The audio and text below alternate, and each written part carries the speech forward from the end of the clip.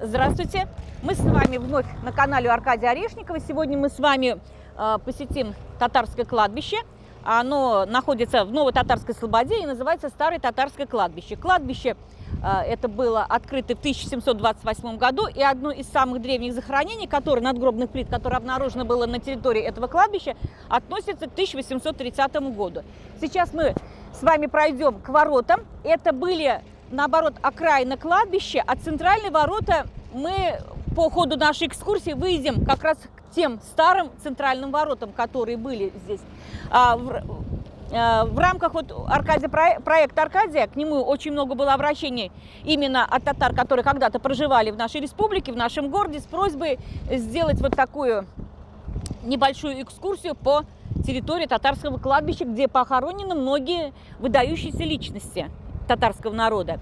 Здесь у центрального входа на кладбище, где написано «Зиряты», находится памятник. Автор и скульптор Науфаль Адылов, и памятник это называется «Скорбящие». «Знай цену живым, знай могилы усопших», гласит вот эта надпись. А сейчас мы с вами пройдем на территорию кладбища и посетим могилы всех выдающихся личностей, которые вошли в историю татарского народа. Вот сейчас мы подошли с вами к центральным воротам. Эти ворота были построены к универсиаде, который у нас проходил в 2013 году. И эти ворота стали центральными. Они из себя представляют вот как будто две ладони, сложенные в молитве в исламской, мусульманской, и увенчаны полумесяцем. Полумесяц всегда у нас показывает направление на Мекку. То есть вот эти два рога полумесяц – это направление на Мекку. И надпись, что это кладбище. Сейчас мы с вами зайдем на территорию и пройдем по ее территории. Вот мы зашли на территорию кладбища, и первая могила, которая вот на центральной аллее, это Усманов Мир Касым, академик, историк, человек, который сделал большой вклад в развитие татарской культуры и истории, историографии. И именно он в начале перестроечных времен переиздал все труды Гаспринского, Фукса и других выдающихся личностей до революционного периода. И его заслуга еще в том, что именно усилиями Мир Касыма Усманова был создан институт истории, институт татарского языка уже в последующее перестроечное время. И именно он нашел ту самую знаменитую монету, которая и дала датирование нашему городу тысячелетий. Вот такая заслуга Мир Касыма Усманова. Это могила композитора Рустема Яхина, автора гимна нашей республики. Он первый именно пианист-солист и композитор татарский, который и образование получил в Москве. А вообще он пришел к музыке очень поздно. Только в 13 лет он поступил в музыкальную школу, и педагоги распознали этот талант и собрали, как сказать, все необходимое для того, чтобы отправить его учиться в Московскую консерваторию. Семья была очень мало обеспечена, средств не было, и он навсегда в своей памяти сохранил то, что преподаватель для того, чтобы учиться его в Москву отправить, на свои деньги купил ему зимнюю шапку. У него даже шапки не было. Хотя по происхождению Рустем Яхин был из семьи, он внук известного татарского купца Мусина было. Дом его деда – это бывший кожевен-диспансер на улице Нариманова. Вот такая история, но это был период, а как видите, дата рождения 21 год, когда все тщательно скрывали свое происхождение, и семья была просто семья служащих. И вот, получив образование, в последующем он призывается еще и в армию, на фронт, потом его отзывают. И уже с 50-х годов он преподавал в консерватории, рядом его супруга. Ему принадлежит более 400 произведений. В настоящее время во дворе напротив консерватории поставлен памятник Рустему Яхину, где на веточке сидит соловей, как бы напоминание о его одной из песен «Не улетай, соловей». И как-то недавно опубликовали еще и воспоминания его родственницы. Приезжала из Штатов его родственница, сестра его мамы, которая эмигрировала в 20-е годы, они остались здесь. И вот сейчас как раз у нас в республике проходит такая программа, вот эти мемуары, которые были написаны на татарском языке, а до революции писали, ведь люди знали старо-татарский, не современный татарский язык. И вот недавно были опубликованы эти воспоминания его родственницы и переведены на современный русский язык. А жил сам Рустем Яхин, это та самая Кыстыбыйная, что у нас была на улице Татарстан. А рядом могила архитектора Агишева. Агишев у нас был главным архитектором города и вошел в историю на архитектуру нашего города, то, что он спроектировал именно ту самую высотную первую гостиницу, гостиницу Татарстан. И впервые у нас в городе был подземный переход построен. Это заслуга архитектора Агишева. Тут же через могилу от могилы Рустема Яхина находится могила родителей Сагдеева, Раальда Сагдеева. Раальд Сагдеев – это академик, который был учеником Ландау и работал в разработке космических исследований. В настоящее время проживает в Соединенных Штатах и еще известен, как сказать, в истории СИВ вошел не только космоса, а тем, что женился на внучке президента Америки Эйзенхауэра. В настоящее время он так и занимается своей научной работой и живет в Штатах. А родитель, отец был партработник, а мама преподаватель математики. Здесь же на центральной аллее похоронен Альберт Камалеев. У нас в городе есть проспект Камалеева, это Вазина. И вошел в историю нашего города тем, что ликвидация программы ветхого жилья и вот строительство микрорайона Горки – это бытность того, когда был главой администрации Советского района Альберт Камалеев. Вот такая личность. В 19 году, в январе месяце, скончался, как сказать, соловей татарской эстрады. Это Ильгам Шакиров. Вот здесь он похоронен, но могила еще не до конца готова. Его история жизни такова, что он родился в небольшой татарской деревне, такой обыкновенной татарской семье, и в 1937 году его отец был репрессирован. И сложилось так, что односельчане отвернулись от этой семьи, семья была в очень затруднительном материальном положении, и в последующем он в воспоминаниях всегда писал: плел лапти, а сам ходил босиком. То есть он даже не мог нормально учиться в школе из-за того, что не было обуви. И из-за отца остался старший брат, который был инвалид детства, хромой. Но когда начинается война, отец, я сказала, репрессирован был в 1937 году, и вот в 1941 году, несмотря на то, что брат хромой, ему дали повестку в армии. И вот этот хромой инвалид без вести, естественно, пропал, и семья еще более затруднительном материальном положении. И когда читаешь вот воспоминания Ильгама Шакирова, вот его интервью, вот это чувство обиды, наверное, на односельчан осталось у него, то, что никто не поддержал их, настолько бедственно они жили. У него и сестра была, которая и поныне здравствует. И уже в последующем, когда вот он начинает свое вот это детское пение, когда собирались женщины, слушали его пение, мать его не одобряла пением, потому что считала она не профессией. И он хороший результат уже в более старших классах показал по математике и физике. Вот с этим намерением он приезжает в Казань, чтобы поступить в институт. Но его не принимают как сына врага народа. И деваться некуда, он идет поступать в музыкальное училище. И так он становится певцом. Возможно, это то, что и было нужно ему в жизни, но вообще-то он планировал другую специальность. Выдающийся татарский певец, который знают песни поколений нескольких, вернее, несколько поколений знают его песни, это Ильгам Шакиров. Сейчас мы подошли к могиле Шамсудинова Хафиза. Это в историю татарского балета он вошел как летающий Шамси. Это первый профессиональный танцовщик из татар.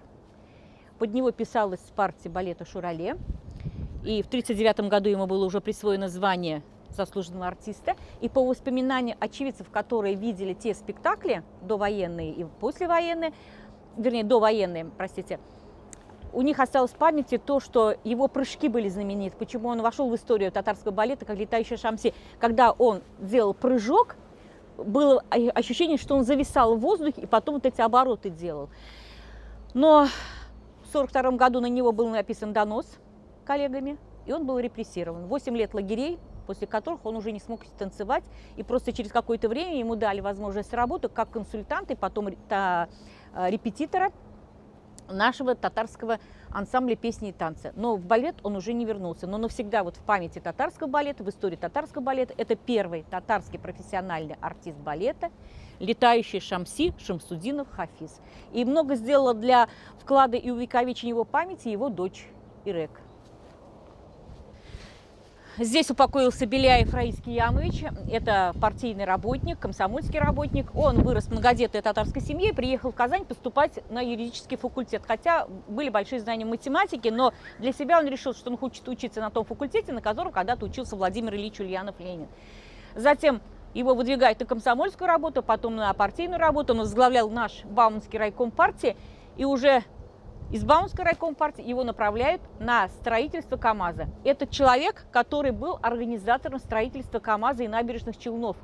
И вошел он в историю нашего города и республики тем, что это был первый руководитель, который отказался во время строительства от труда заключенных.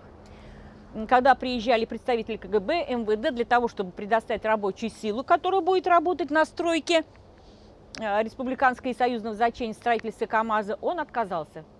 Он сказал, что он не допустит, чтобы здесь работали заключенные. И организовал всю эту работу, которая и была в последующем. То есть это было круглосуточные столовые, потому что молодежь ехала со всего Союза, круглосуточные столовые, отдел кадров. Все это было мобильно им организовано, и первая квартира, которую получала молодежь. И если я не ошибаюсь, средний возраст КамАЗа тогда был 23 года. И заслуга это Беляева Раисы Киямыча. Но в последующем он как бы хотел карьеру уже продолжить здесь у нас в городе на республиканском уровне, но, как сказать, по желанию, нежеланию доброжелателей, недоброжелателей, на него были написаны анонимки, доносы. И в последующем он был отстранен от партийной работы и работал уже, руководил Институтом культуры. И вот этот на тот период заглохший и неперспективный Институт культуры, он тоже наладил работу так, что как бы вуз стал котироваться. Туда стали уже больше молодежи стремиться поступить.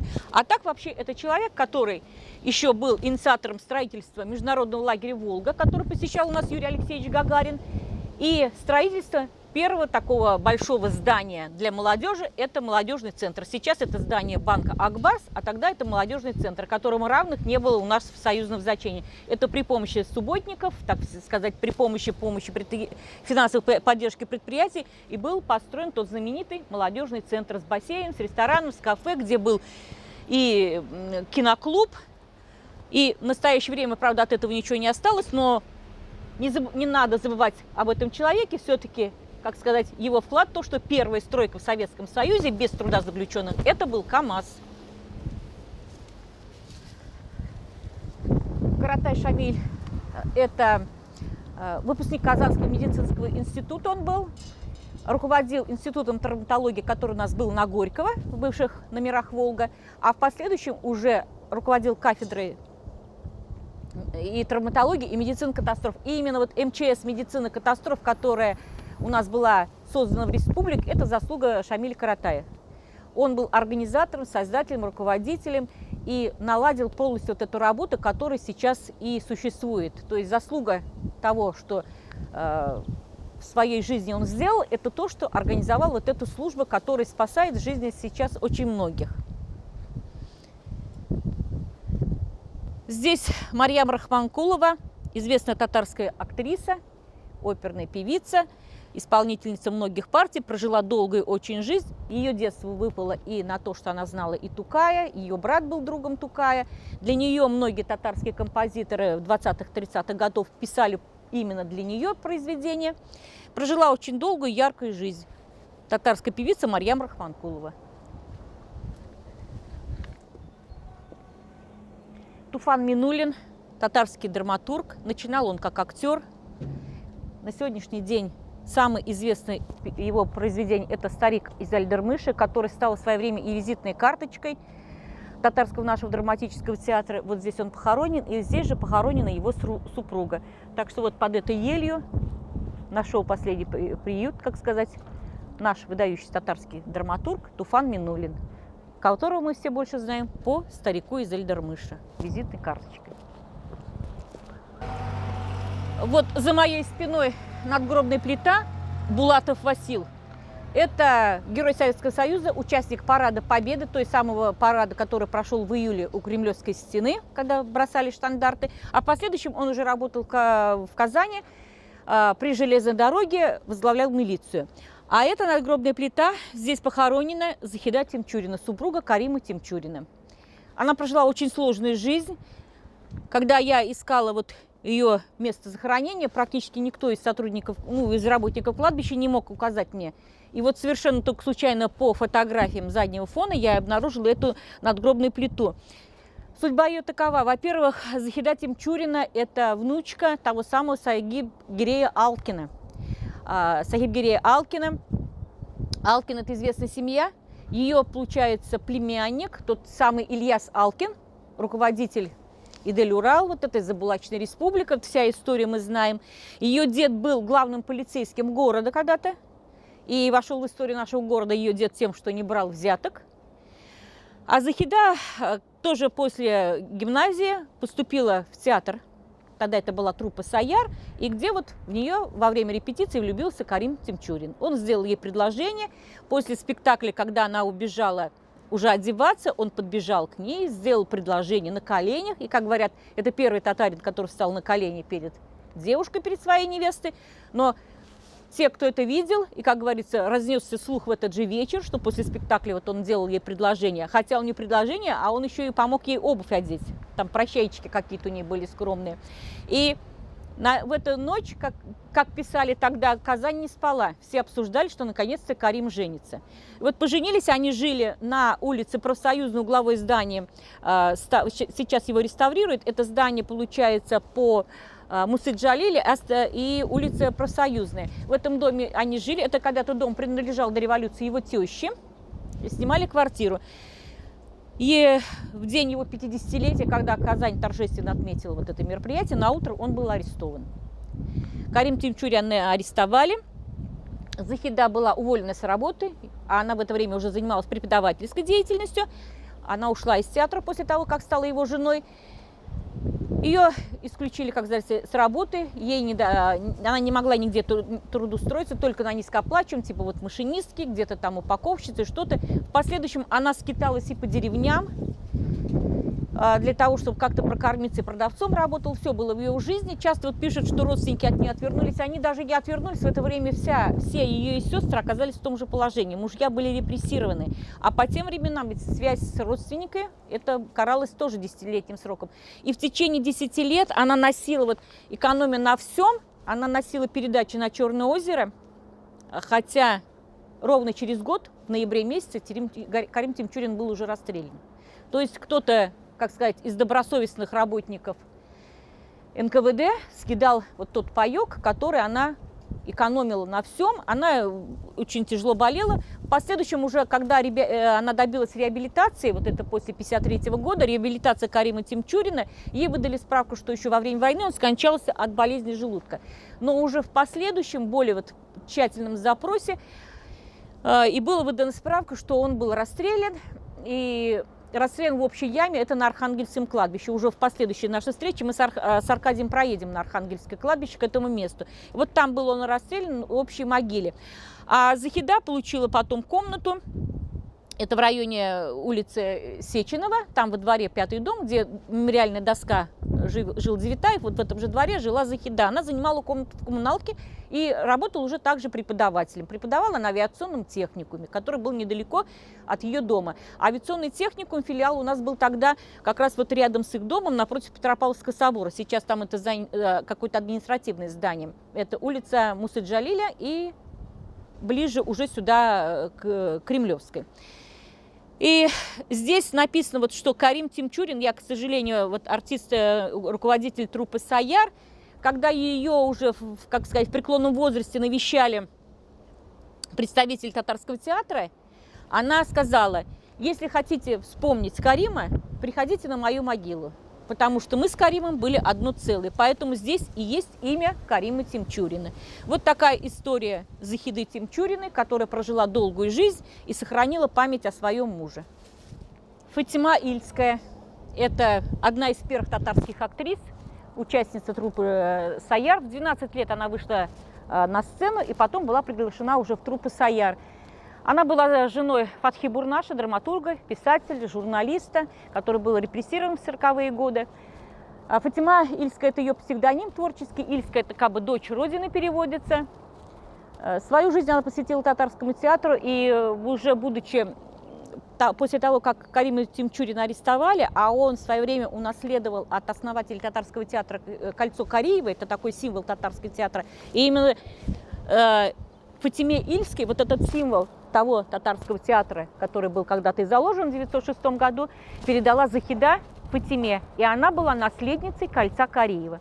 В 1942, если я не ошибаюсь, году, когда во время спектакля она, исполнительница была практически многих главных ролей, перед последним актом ей в гримерную принесли письмо. Это была похоронка на сына. И она, вот преодолев себя, вышла на сцену, отыграла последний акт, и когда спускался занавес, она уже горько разрыдалась. она осталась одна. Муж бывший репрессирован, в втором браке она за Мухуддиновым была замужем, он тоже был репрессирован, сын погиб на фронте.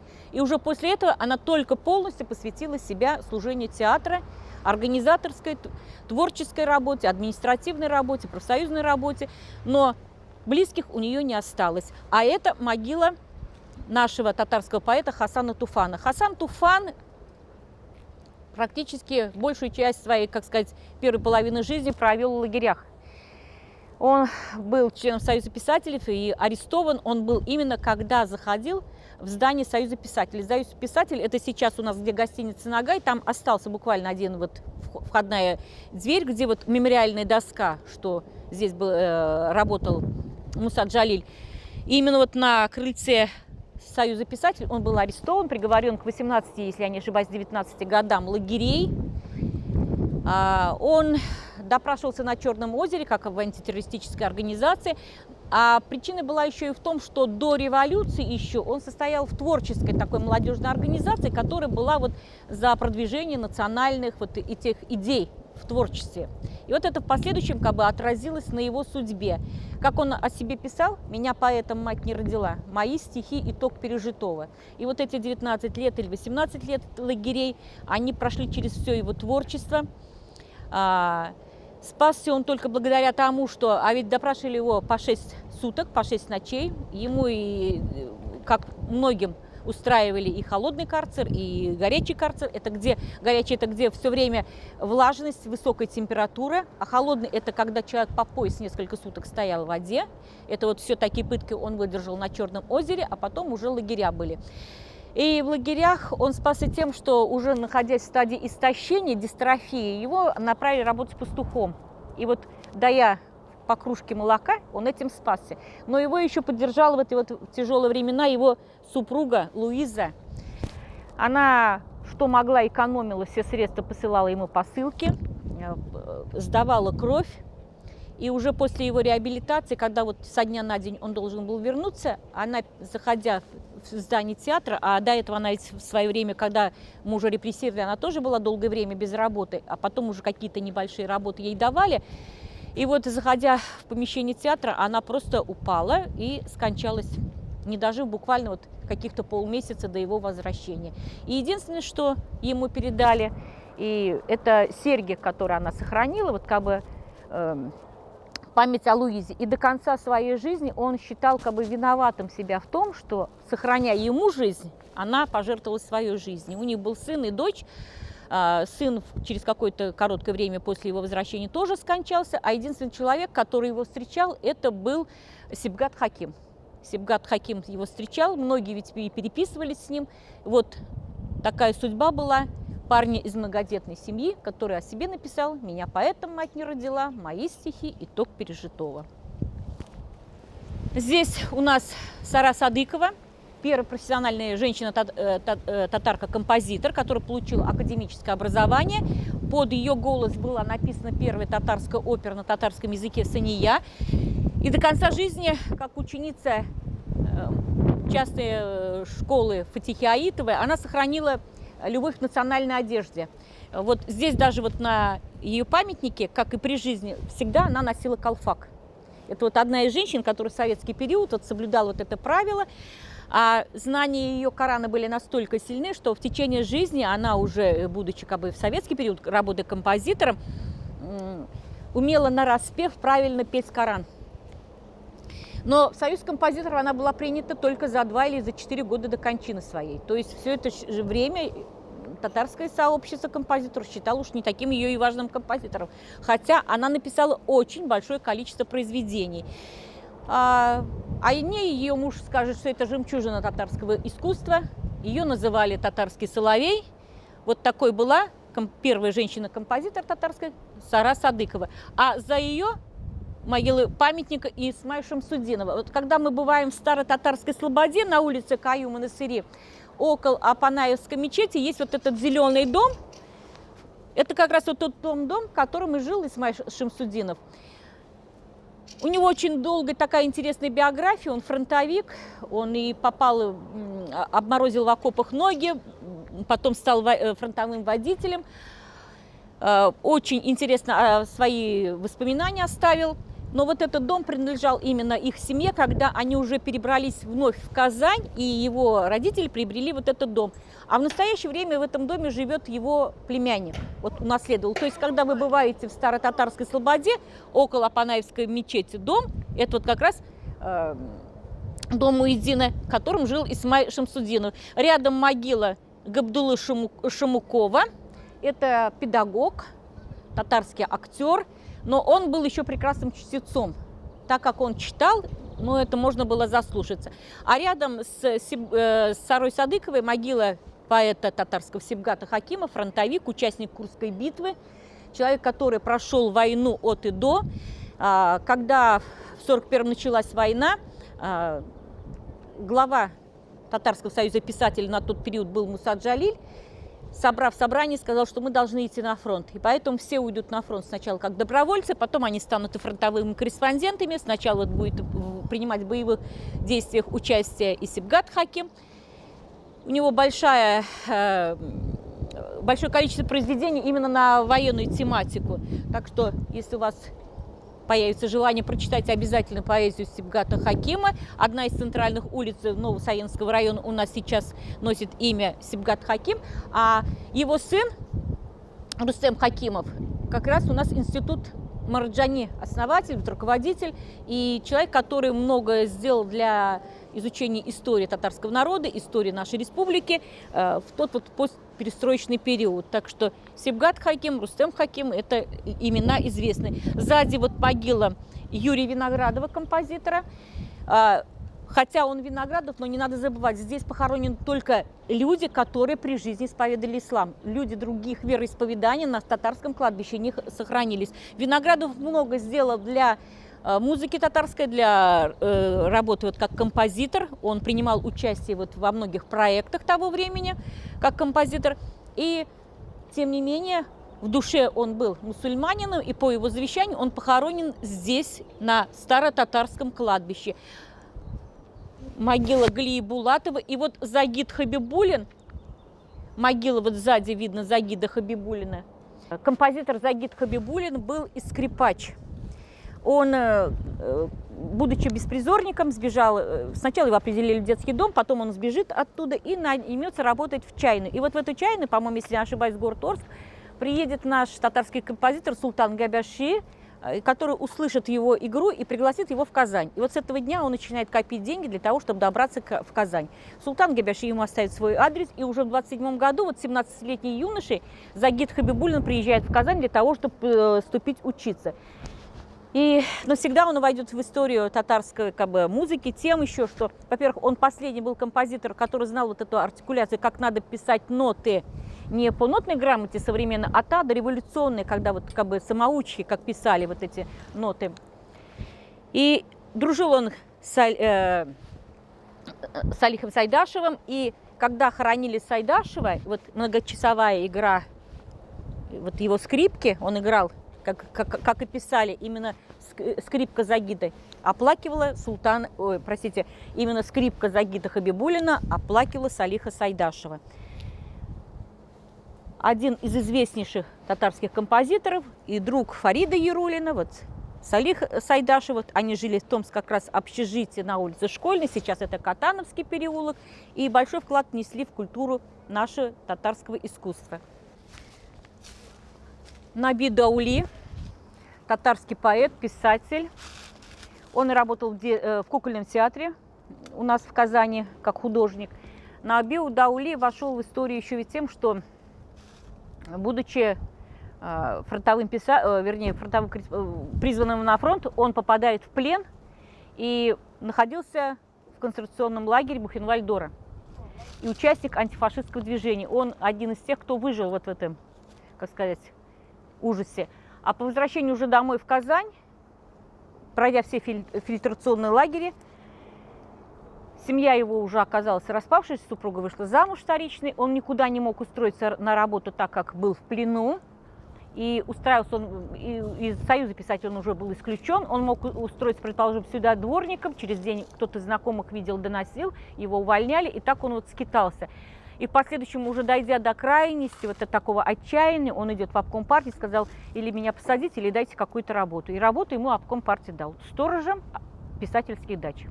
Вот так член Союза писателей, поэт, становится просто сторожем. И долгие годы он жил на даче вот этой писательской, а писательские дачи находятся, когда мы приезжаем на Лебяжье, и вот стоит магазин на остановке, а рядом был ресторан «Нарат». И если вглубь леса идти, там как раз вот и находились вот эти писательские дачи. И долгие вот десятилетия он там работал и жил. Жил он как человек, ну, аскетический образ жизни вел, и материально тяжело был, и писал книгу о том своем пребывании именно в концентрационном лагере. И живя вот, и работая вот этим сторожем на этой даче, он начинает писать свою автобиографическую повесть о том ужасе, который он пережил именно в Бухенвальд-Доре между жизнью и смертью. И писал он ее долго, но книгу не издавали. И только уже после вот этой хрущевской, вернее, в период хрущевской оттепели в 1957 году было дано добро на издание его книги. И вот тогда, как сказать, он уже и материально стабилизировался, он создает новую семью, у него родится дочь. И этот роман как бы, ну, показал всю то, через что он прошел. Он жил на улице Галактиона, уже как бы начинается вот его новая жизнь с новой семьей. Но первую квартиру, которую ему выдадут как писателю, как участнику войны, он придет в исполком за ордером, а в коридоре сидела женщина, плакала, это вот рассказывала его дочь. И он подошел к ней и спросил: «Туташ, о чем вы плачете?» И вот она рассказала, что у нее 2 детей, жить негде, и свой ордер на квартиру он отдал ей. И уже вот та квартира, в которой он жил на Галактионова, он получил позднее. Получал гонорары, любил посещать больницы, детей, читать свои стихи. По своей жизни он был беспризорником. Его он рано осиротел, потом отчим отдает его в наемные рабочие, потом был беспризорником и в Волгоградской колонии. И вот когда задавали вопрос, на встрече, вот я встречалась с его дочерью, у нас небольшая встреча была, откуда в этих людях вот этот стержень? И его ответ, вот как говорил ей отец, у нас были хорошие учителя, то есть будучи беспризорным, который и воровал, и голодал, и тем не менее нашел свой жизненный путь, превзошел все, пройдя даже вот этот концентрационный лагерь, вернувшись на родину, где от него все отвернулись и предали, он идет на ту работу, которую ему дали для того, чтобы прикормиться, написал ту книгу, и в последующем, когда освободится Хасан Туфан, он тоже будет жить вот на этой писательской даче вместе с Сибгатом, вместе с Наби Даули. Это в последующем, как сказать, они уже получат какие-то, начинают получать гонорары, какие-то деньги появятся, а так вот трудности они преодолевали там, в той самой, как сказать, сторожке, на писательских дачах, потом у них своя дача будет в этом месте. В настоящее время, по-моему, эти дачи уже приватизированы, они уже не принадлежат Союзу писателей. И, как я уже сказала, они находятся вот на Лебяжьем озере, вверх от бывшего Нарата. А уже в 90-е годы семья получит его медаль как единственному участнику у нас в Казани антифашистского движения сопротивления. Вот это.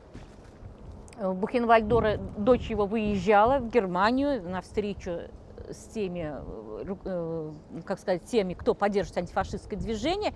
И всегда многие удивлялись тому, что, несмотря ни на что, этот человек превозмог все те трудности, которые выпали на его долю во время нахождения в концентрационном лагере. Но саму медаль он не увидит, потому что к этой награжден он был намного раньше, но вот эта административная волокита привела к тому, что медаль пришла уже на адрес семьи после его кончины. Вот такая судьба татарского поэта-писателя Наби Даули.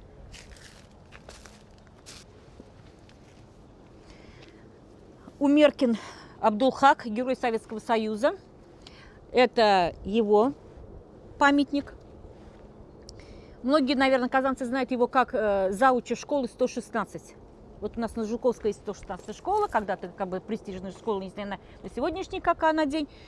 Он руководил этой школой, был заведующим учебной частью, фронтовик, проживший долгую жизнь, преподавал в этой школе. Но самое печальное то, что здесь был установлен ему бронзовый бюст. И вот в перестроечные времена, в 90-е годы, этот бронзовый бюст был украден и по настоящее время не восстановлен. Возможно, кто-то вот из подписчиков Аркадия, слушатели проявят какую-то инициативу, и мы общими усилиями, как сказать, сделаем то, что должны сделать были давно. А во дворе школы 116 есть памятник герою Советского Союза Умеркину, его бюст, но вот бронзовый бюст, который когда-то недоброжелатели сдали на металлолом, как-то прошло много времени, и, наверное, нужно вернуть его на место.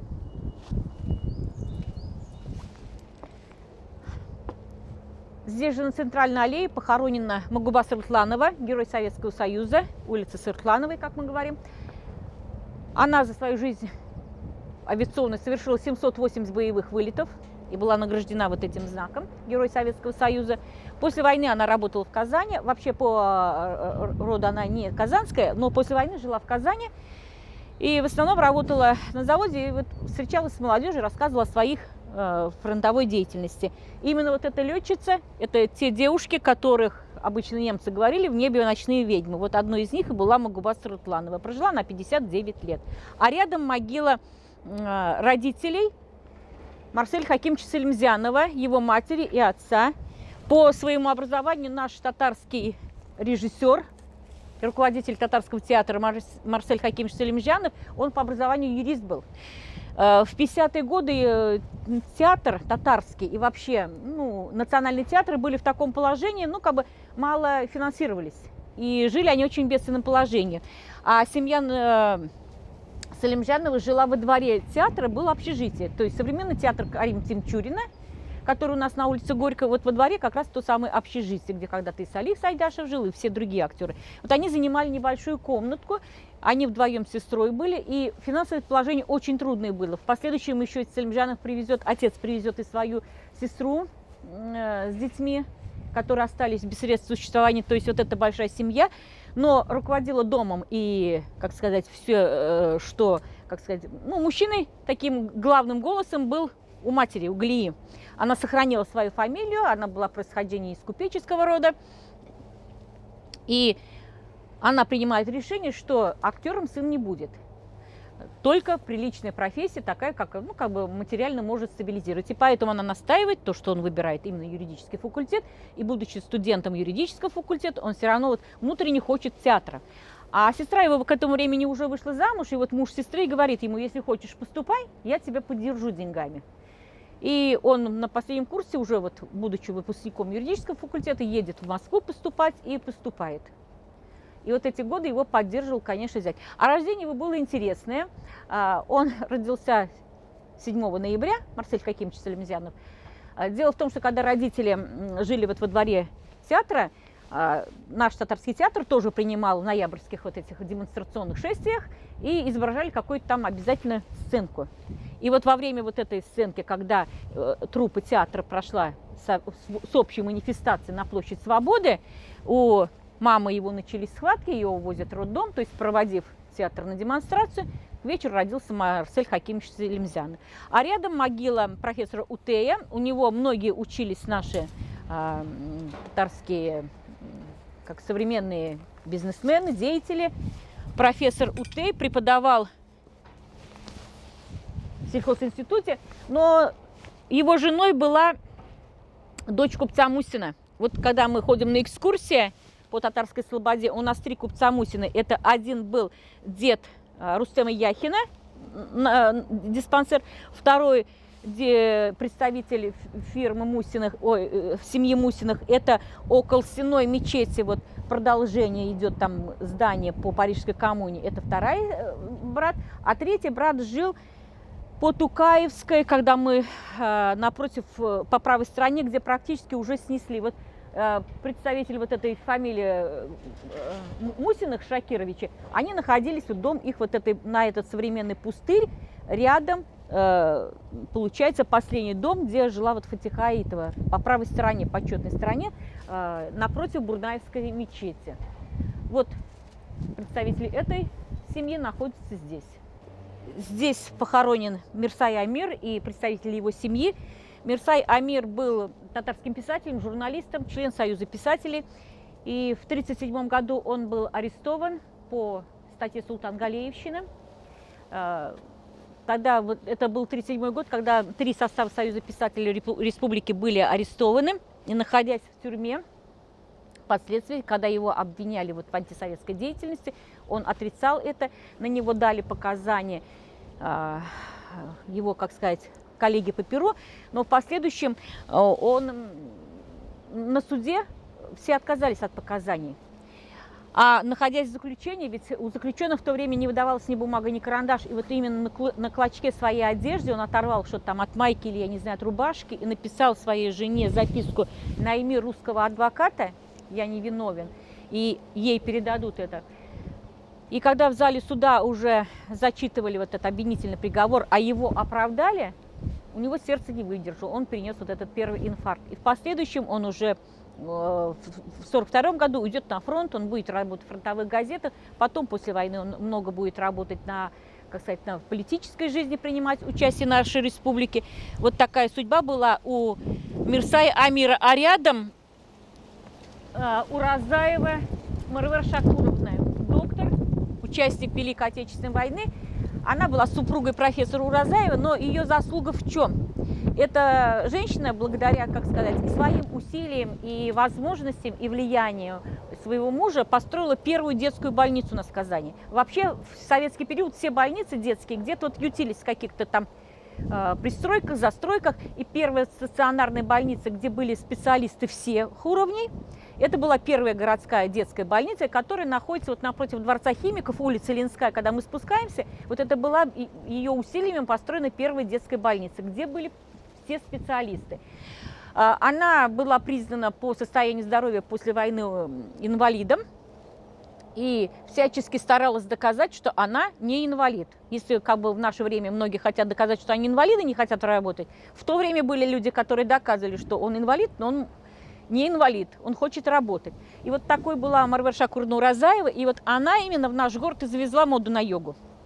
Она вот по системе йогов занималась, вылечила себя, и в последующем она организовала такие добровольные курсы. В то время это было бесплатно, на добровольных началах, и многие, наверное, помнят, в конце 70-х годов, в начале 80-х годов она проводила для горожан занятия с палками, гимнастические упражнения. Кто-то там худел, кто-то поправлял здоровье. Например, вот моей подругой мама посещала эти занятия. Они собирались в 6 утра в парке химиков. Троллейбусы туда ходили у нас с 5 утра, как многие помнят. И люди ехали туда со всего города. Она проводила эти занятия, если не ошибаюсь, 2-3 раза в неделю. Вот такая заслуга была Марвер Шакуровны Уразаевны. Не надо забывать, что первая детская больница, комплексная именно, была построена благодаря ее усилиями. А вообще она любила очень хорошо одеваться. Она носила по тем временам каракульчу. Это был один из самых дорогих мехов. Каракульча пальто, шубка, каракульча шляпа. Очень такая изящная, стройная дама была.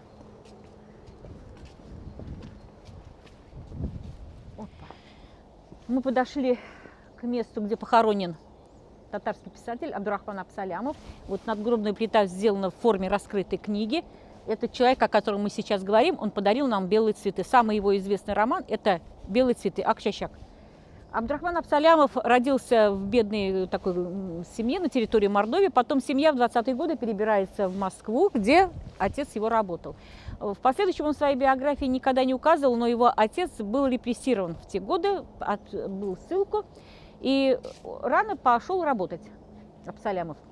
А в последующем он начинает писать, и в этот период как раз в Москве работал Муса Джалиль. И вот к нему приходит Абдурахман Абсалямов со своими работами, и именно Муса Джалиль ему рекомендовал поступить в литературный институт. И вот первый татарин, который получил образование в литературном институте имени Горького, это как раз был Абдурахман Абсалямов. И по окончанию он получил распределение в Казань, но в это время начинается Великая Отечественная война. А до этого он едет в Среднюю Азию, писать репортажи о тех стройках, которые были в тот период, где познакомиться со своей будущей женой. Но вот свадьбу отложили, как раз начинается Великая Отечественная война. Он прошел через все фронта, он воевал на Карельском фронте, орденоносец, был многократно награжден. И такие знаменитые его произведения, как «Газинур», это вот от человека, который повторил подвиг Александра Матросова, потом его известное произведение «Орлята». И в 1965 году выходит его самая известная книга – это «Белые цветы». Это книга, которая была переведена практически на все языки народов Советского Союза и была, как сказать, колоссального тиража – 11 миллионов изданий. Его наградили, естественно, нашей Тукаевской премией. И в это время как бы общественность подняла вопрос, а почему же не выдвигается на звание государственной премии Советского Союза. И начинается вот наше правительство готовит документы о выдвижении Абсалямова на звание лауреата Госпремии СССР. И при подготовке вот этих как раз документов часть его коллег по цеху, которые, как сказать, завидовали лаврам и цветам Абсалямова, написали на него, да, ну, своего рода кляузу. То, что человек этот не раскрыл образ женщины татарки в своем романе, хотя именно вот этот образ женщины-татарки как раз и всегда и прельщал всех и врачей, и медиков, кто как-то касался медицины, всегда читали эту книгу для них как настольная книга. И поэтому Абсалямов и не получил вот эту госпремию. Вообще о себе он говорил, что его творчество оказало влияние Тукай, бесспорно. Тукай был главным в его жизни учителем. И в последующем, когда уже после его кончины, а он перенес и несколько инсультов, инфарктов, у него не работала рука, и уже когда его рука практически была в нерабочем состоянии, большую помощь оказывала его супруга. Она педагог по образованию, и главный его, так сказать, корректор была, редактор его произведений. Она помогала ему писать. А вообще, будучи уже известным писателем, они только в последующем ведь получат квартиру вот на том знаменитом у нас на Горького доме писателей, а до этого он поменял 6 коммуналок. Он только жил в коммуналках, в очень скромных условиях. И в настоящее время, как бы сказать, одной из главных книг для всех медиков нашей республики, возможно, и в других республиках, является его произведение «Белые цветы» Акчакчак. У нас есть конкурс врачей Акчакчак, и один из скверов нашего города в Новосавинском районе носит имя вот именно так и называется «Белые цветы». Но к этому предложили усилия его супруга еще при жизни. Она, как сказать, всегда много делала для того, чтобы, как сказать, увековечить память своего мужа и его произведения. И когда уже будучи вдовой, ей другие мужчины делали предложение, и на что она ответила очень красиво: «Я золото на медь не меняю». Вот такое отношение было в этой семье. Очень талантливые его дети, внуки. В настоящее время вот уже его внуки как бы в этой квартире создали музей-квартиру однокомнатную. И как бы по звонку можно созвониться и посмотреть. Его дочь была замужем за музыкантом Козловым, саксофонистом. Она окончила Институт иностранных языков. А сам человек с очень непростой судьбой, сложной, тяжелой, прошедшей войну и все невзгоды того времени. Абдурахман Абсалямов. Рядом с Абдурахманом Абсалямовым похоронен Хамид Муштари. Одна из улиц нашего города носит имя Хамида Муштари. Это первый математик, профессор из татар. У него очень интересная судьба. Он родился в семье педагогов, очень рано проявил вот математические способности, учился в Казанском университете, вот первый набор после революции. Но в это время, когда вот белый-красный в городе менялись, и это период голода, когда не было отопления, тепла, дров, прочее, он очень сильно простудил почки. И наши казанские врачи, доктор Вишневский и Зимницкий, порекомендовали ему уехать в Среднюю Азию, где вот другой климат, другие природные условия, и поправить свое здоровье. И поэтому он уезжает в Ташкент, и уже диплом он получает Ташкентского университета. И вот строжайшая диета, которую он соблюдал, и вот эта арбузная диета, которую ему порекомендовали доктора, и поставила его немного на ноги. А по возвращению он занимает большой уже пост у нас в Министерстве образования на тот период, как бы тогда это были наркоматы. Затем его рекомендуют уже в Москву, и он работал непосредственно под руководством Надежды Константиновны Крупской. А в это время начинается Академия Жуковского набирать, и он мечтает уже авиацией заниматься. А вообще как сказать, с детства у него было очень плохое зрение. И сдав блестящие все вступительные экзамены, он не прошел по конкурсу по состоянию здоровья, хотя ему рекомендацию давал даже Фрунзе. Но, тем не менее, по состоянию здоровья не прошел. И вот, как сказать, разочаровавшись, отчаявшись во всем этом, именно Надежда Константиновна Крупская ему рекомендует поступать в аспирантуру. И он идет поступать в аспирантуру. Но к нему относились как татарин. Ташкентский университет, это вообще ни о чем не говорит. Там люди после Франции, Швеции. Это профессора дореволюционного периода, который просто в глаза рассмеялся и ему сказал: в моем понимании татары – это дворники, старьевщики, но никак не математики и ученые.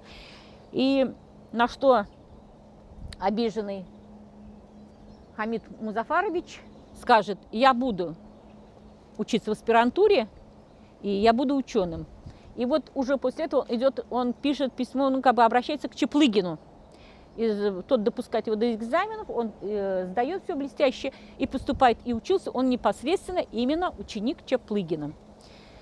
В последующем он уже будет работать у нас в республике, он преподавал долго в республике, но наступают вот эти 30-е годы, а уровень образования тогда ведь базовый был совершенно другой. Многие поступали, ну, минимальные знания имели, математические, по физике. И все-таки он, как математик, как ученый, старался более как бы приемлемую, посложнее программу хотя бы для студентов авиационного института. И вот один ученик, другой ученик, обижаясь на то, что они не осиливают эту программу, начинает писать на него доносы в НКВД. И вот, не выдержав вот этого всего, как сказать, прессинга со стороны учеников, студентов, мы часто обвиняем, как бы сказать, власти, но писали доносы и ученики, он сам, собрав вещи, идет в НКВД на Черное озеро сдаваться. И когда спрашивают там причину, он говорит, что уже не выдержит, его просто отпустили. Возможно, повлияло то, что человек добровольно пришел, хотя не чувствовал за собой никакой вины, а только то, что давал программу, такую, как должен знать будущий авиатор и конструктор. Его отпустили, и больше его никогда не беспокоили. Он жил в доме на Муштаре, это напротив из-за музея. Это вот как раз дом для сотрудников КАИ был построен. Он в этом доме прожил до конца своей жизни. И вот уже в 96-м, по-моему, или 94-м году эта улица была переименована в улицу Хамида Муштари. А еще он, как бы, помимо того, что был блестящим преподавателем, и многие у него учились, он перевел на татарский язык все вот эти термины математические, физические, которые физики как бы адаптировал к татарскому языку и писал в то время, в 20-30-е годы, учебники по математике для татар. А еще его одна из работ, именно его группа, под его руководством, они делали все точные математические расчеты при строительстве нашего цирка. Вот этот купол-цирк, когда боялись, что эта чаша-то инопланетная рухнет, именно Хамид Музафарович делал вот эти все строжайшие математические расчеты. И еще одна из его такая известных работ – это установка в Пулковской обсерватории вот этого телескопа самого огромного. Вот эта установка, точные математические расчеты тоже делал Хамид Муштари, выдающийся математик, первый профессор из татар, профессор математик, физико-математических и механики. Дорогие друзья, вот на этом, наверное, мы сегодняшнюю нашу встречу закончим. Если кого-то что-то интересует, пожалуйста, пишите на канал Аркадия. Мы продолжим наш обзор по территории Старо-Татарского кладбища, посещение могилы тех выдающихся личностей. Мы остановились на вот могилах Хамида Муштари и Абдрахмана Абсалямова. Задавайте свои вопросы, потому что территория кладбища очень большая. Мы не дошли, конечно, до могилы Тукая, а Тукай у нас более важная персона всегда. Также Шагабуддин Марджани. Это находится в далекой части кладбища, где территория, которая называется Иске-Юл, то есть старая дорога, а эта часть новая дорога. Поэтому ждем ваших вопросов и ваших пожеланий. Если есть желание, пожалуйста, мы продолжим.